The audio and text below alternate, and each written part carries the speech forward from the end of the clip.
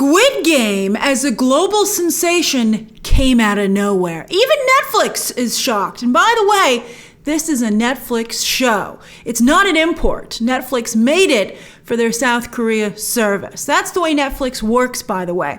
They will go into a country and start up a branch of their streaming service. And they not only, of course, want to put their big hits that they already have there dubbed and with subtitles, but they will go around and they'll pay for local content to be made, so that it's in the native language, which gets people onto the service, and then they'll go watch the big, in that country, foreign language, things like Stranger Things, The Witcher, etc., that are really big, Umbrella Academy. So Squid Game was one of those types of shows. In fact, I saw that the creator couldn't get anyone else to make it. Netflix said, we'll do it. And wow. That's just incredible. It has become bigger than all the shows that it was supposed to just be a bait for, which I think is quite fitting considering what the show itself is about, the 99% versus the 1%, right? The little guy wins yet again. Now, when I first noticed Squid Game, I'd never even heard of it until I was doing movie math and I saw it at the top, the number one spot on Netflix's top 10 in the week for the United States. And I marveled on that episode of Movie Math that Netflix was the first big player in Hollywood to bring overseas content to American audiences instead of, for the most part, intentionally holding it back and remaking it. I mean, sure, there have been a few foreign language films that have crossed over the years. But for the most part, Americans have earned a reputation for being the only audience in the world that will not watch foreign content. Although it's not always American audiences' fault, a lot of times studios would buy the rights to a popular foreign film, refuse to release, or at least on a big platform, release the original here. They'd bury it. This happened with the Untouchables. And then they want to do a remake, an English language remake. But Netflix is changing that. They're bringing overseas foreign language content directly to the American audience, and the American audience is loving it, which is so exciting. It started with Spain's Money Heist, Germany's Dark, France's Lupin, and now South Korea's Squid Game. And then, after I did that Movie Math episode, I heard that in just days, Squid Game was becoming Netflix's most watched show ever across the globe, in many countries, including the United States. So I knew at that point, I had to see it for myself. Let's give this thing a whirl. And now that I have seen it, I can see why it's so popular. I'm surprised more people aren't bringing this up, because I think it strikes the same nerve as other very popular recent content, billion-dollar Oscar-winning flick Joker and Best Picture winner Parasite. As you might recall, I said those two things were very similar when they came out. Some people had a ridiculous reaction to that, only for it to then be something that was picked up by everyone. The Joker and Parasite are cut from the same cloth. And I would say, so is Squid Game. So if you're looking to make something, I don't know how long this wave will last, probably as long as people are exploiting people, which unfortunately seems like it's going to be forever. So this is a very hot genre. And so I feel like just like those two films, Squid Game deals with the ever-increasing divide and unfairness between the upper and lower classes, with the middle class obliterated, and that society is as cruel and heartless as ever. It also has a wildly charismatic and talented cast, fantastic production values, and is very cleverly constructed. A couple of you said, and I saw this because I said I was watching it, and some of you were like, the ending's not great. And I was like, how can the ending of this amazing show not be great? And then I saw the ending and I was like, oh yeah, it's not great. But it's hard to figure out endings. Endings are hard to do. At least Squid Game stays on the rails until the very end, instead of falling apart at the beginning of the third act like so many other shows and movies. So the way this review is going to work is that first I'm going to do a non-spoiler review for those of you who still haven't jumped on this train yet. And then I'm going to switch to spoilers because we have to discuss some of the amazing scenes in this show and, of course, that ending. So as I said, Squid Game has three strengths: acting, production design, and clever writing. So let's discuss. The actors in Squid Game are not only very talented, but extremely well cast. And there is a real diversity of type of person, which is unusual to see in any production. I thought that was incredible. It makes the show have a lot of levels, and pretty much anyone, I thought at its points every character was relatable, but I think it broadens the net that the show can cast as to who it appeals to. And also having so many different types of people, I think keeps it really interesting. There would be no Squid Game without lead actor Jung Jae Lee. Please forgive my pronunciation if any of it's off, but I want to give these actors the respect of, using their names. So Jung Jae Lee, who's a chameleon, by the way, I looked up to see what else he'd done, and I can't believe it's the same guy. He's great. Wow. And his Song Ji-hoon manages to be both a screw-up and a stand-up guy. Wow. He manages to create a global everyman who is relatable to, I think, everyone, which gives him a bit of a Jimmy Stewart quality. He also just has such great nuance to his performance. Like that one moment where they ask him to smile for camera. I mean, he just did that beautifully. I was like, you're like an artist at work here. I love it. The core cast is incredibly strong across the board. I'll do a little more specifics when we get to the spoilers. I don't want to give anything away because there are so many great surprises on this show. But I have to say, I think the women's roles are very, very strong. I saw a couple of complaints from some of you that the show is misogynistic, but unfortunately, I feel it is reflective of even modern society today, especially in the chips are down situation like this when people start to resort to animal instincts. But I feel that Ho Yeon-jung and Kim Jo-ryung in particular really managed to hold their own on the show and give as good as they get. I thought they were just two fabulous characters. But while weakness is shunned amongst the players in the game, I feel that the show itself actually highlights how traditional weakness can be a strength if one is self-aware of that weakness and factors that into their plans.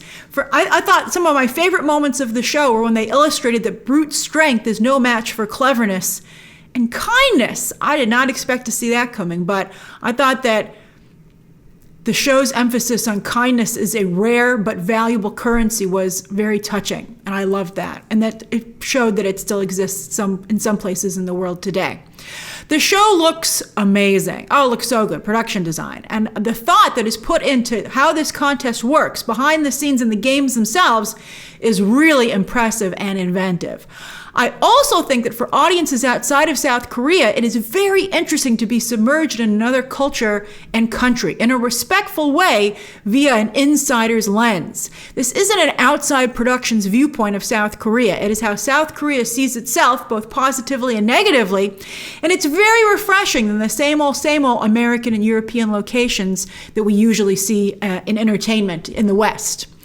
In fact, speaking of East versus West, I think the West still knows very little about the East, but hits like Squid Game and Parasite show there's genuine interest amongst audiences in bridging one of the few divides that still exists in our digital and technologically advanced world. Let's get over there, man. I want to see what's going on over there. I think it's fantastic. As for the writing, after the first episode, I became a little concerned that the rest of the show would just be playing these children's games with bloody consequences.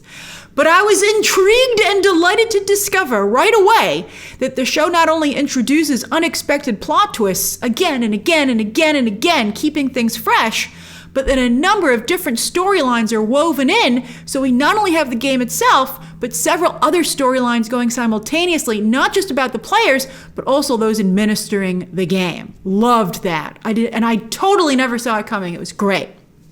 This show's ability to surprise, I think, so many of us are very savvy entertainment watchers. We can spot a lot of twists coming. But Squid Game, I think, is really good at delivering curveballs, which is another reason it's so good. Also, there are so many interesting philosophical ideas put forward about economic inequity, life choices, personal relationships, the responsibility of society, strategy. The show constantly keeps you engaged and thinking. As for the games, they're not only brilliantly designed, but are made very deadly in very unique and surprising ways. The whole thing was not only clever from a storytelling perspective, but an engineering and artistic perspective as well. And I think those elements do a good job of countering the shocking violence, making it a little more palatable, which is commentary in and of itself. All right, spoiler time. If you haven't watched the show yet, go watch it. You'll watch it real fast. It's fantastic. And then come back here so we can complain about the ending together. All right. Now, there's so much to talk about with this show. I'm going to stick to broad strokes in the spoiler half of the review. So I want to start off with my favorite games. Be sure to share your own thoughts down below, but if there's spoiler comments, be sure to mark them as such. My favorite games, red light, green light. The very first game, it introduces this whole scenario. I think everyone in the whole world has played it, so it was a great first choice. Like I still don't know how to play Squid Game. And I don't even think that really looks like a squid to me, but it's a great name for the show. You're like, Squid Game, what's that? But red light, green light, I think everyone on the face of the earth knows this game. And I thought that this was it was like the whole show in a nutshell. It was just amazing, especially some of the saves, you know? When Ali grabbed Song Ji-hoon's collar and held him up, that was incredible. And then when they got over the line just in time before the timer went out, I mean, it was just really, really well done. Some Honeycomb, I didn't make my list because, I don't know. I mean, that was clever. It was a little repetitive of red light, green light. And I think obviously the biggest thing there was us learning that, and that Cho Sang-woo was a true villain. But I wasn't one of my favorite games. I mean, all the games were good, but these are my favorites. So red light, green light. Tug of War. That's when I knew this show was special. I was like, that episode blew me away. How they were able to win was incredible. They're like, we have three women and an old dude on our team. We're totally going down. And they didn't because of strategy. I mean, it was just, watching that made the viewer feel like you could do anything if you had camaraderie. And I just thought that was just really special. So I loved that. Also, the way all these games are designed, they very much still look like their childhood counterparts, but they are made very adult and deadly in really cool ways. Then, hats off to the glass bridge. That was incredible. Stunning design. Picking the numbers as the opening salvo, and the way that man asked to be number one. And, kindness, unfortunately, in this instance, paying off for Song Ji-hoon, because he was like, okay, you can be number one. And of course, being last ended up being the best position to be in. But the look on that man's face when he realized that he'd done it to himself, and, that's what he got for standing up for himself. Oh, man, that's brutal. But I thought that was just the human drama that is this show. I thought that Han Min-yo taking out Jung Deok-soo was like, wow. I kind of saw where that was going just a few moments before it happened, and I was like, that's a boss move. I mean, she promised him she would kill him, and I'm so glad she was able to deliver on her promise. I mean, I thought that was just such a good moment. It was one of my favorite moments on the show. Then also the glass worker, being able to kind of tell the difference between the two. And they were like, why didn't you volunteer to go first? And he's like, well, I don't want to save these people. They've been trying to kill me the whole time. I mean, that was great. And again, really a good commentary, the kind of commentary the show is delivering. And then, of course, the reveal when it was no longer, Sung Ji-hoon could no longer deny that his childhood friend Cho Sang-woo was the real villain. Like the drug dealer was a villain you could see coming a mile away, but Cho Sang-woo would knife you stab you in the back, which he did to a number of people. So that was like an amazing sequence. I also have to give a shout out to the flip game at the subway station, because that got the whole thing going, and it was the perfect foreshadowing of what was to come, that you could pay with a slap to the face. It was the perfect tantalizing mix of humiliation and desperation. And I thought that celebrity guest star Gong Yoo was perfectly cast. I mean, he had the perfect look for that. He was the perfect spokesperson for Squid Game. It was just fantastic. And of course, the callback to seeing him again at the end when he was still getting people to join the game. Speaking of stars, when Byung-hun Lee took off his mask as the frontman, I was like, Byung-hun Lee! I've interviewed him. He's a cool guy. He's done a couple of films in Hollywood, but I thought, besides the reveal, he's kind of wasted a little bit. I'm sure, in South Korea, he's a huge star, but I don't think they did very much with his character once we found out he was the policeman's brother. We'll talk about that more in a little bit. To me, the real turning point of the show when it got real was episode 6 with the marbles. I cried through most of that episode. Like, it was hard reading those subtitles through tears. My eyes got all burning. I had to pause it and go get a tissue. And only afterwards, the show made it clear that the point of that round was to intentionally make everyone kill the person they were closest to in the game. That was not only unbelievably cruel, but made a lot of sense strategically and where they were trying to emotionally get the players. So I was like, wow, that's cold. But I have to marvel at the strategy. So that was just, wow.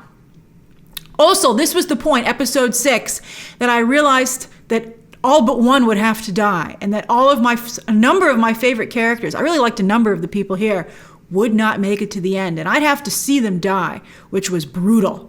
I think that's when it also appealed to I think that's when that also occurred to all the other players as well within the game. The sacrifices made in episode 6 were heart-wrenching, especially Ji-young and that man who had to kill his wife. Although I thought that Cho Sang-woo saying, well, you could have forfeited, these were like some brutal truths, but it was true.